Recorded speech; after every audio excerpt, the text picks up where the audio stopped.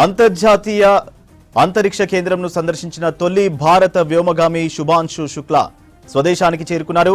Delhi IGI ఎయిర్పోర్ట్లో ఆయనకు కేంద్ర మంత్రి జితేంద్ర సింగ్, సీఎం రేఖా గుప్తా ఘన స్వాగతం పలికారు.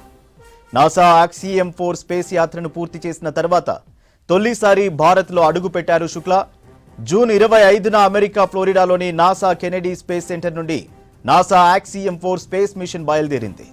ఈ యాత్రలో శుభాంశు శుక్లా మిషన్ కెప్టెన్ గా ఉన్నారు. అక్కడ 18 రోజులున్నారు. తర్వాత జూలై 15న కాలిఫోర్నియాలో తీరంలో సముద్ర జలాలపై సురక్షితంగా దిగారు. 41 సంవత్సరాల తర్వాత అంతరిక్షంలోకి ప్రయాణించిన మొదటి భారతీయుడిగా రికార్డు సృష్టించారు శుక్లా. ఐఎస్ఎస్ ను సందర్శించిన తొలి భారతీయుడిగా చరిత్ర సృష్టించారు. త్వరలో ప్రధాని మోదీతో శుభాంశు శుక్లా భేటీ అయ్యే అవకాశం ఉంది. ఈ నెల 23న జరిగే జాతీయ అంతరిక్ష దినోత్సవంలో పాల్గొననున్నారు శుక్లా. అంతర్జాతీయ అంతరిక్ష కేంద్రంను సందర్శించిన తొలి భారత వ్యోమగామి శుభాంశు శుక్లా స్వదేశానికి చేరుకున్నారు. ఢిల్లీ ఐజీఐ ఎయిర్పోర్ట్లో ఆయనకు కేంద్ర మంత్రి జితేంద్ర సింగ్, సీఎం రేఖా గుప్తా ఘన స్వాగతం పలికారు. నాసా యాక్సియం 4 స్పేస్ యాత్రను పూర్తి చేసిన తర్వాత తొలిసారి భారత్లో అడుగుపెట్టారు శుక్లా.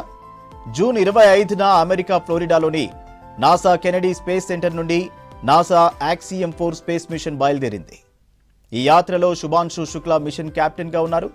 అక్కడ 18 రోజులున్నారు. తర్వాత జూలై 15న కాలిఫోర్నియా తీరంలో సముద్ర జలాలపై సురక్షితంగా దిగారు.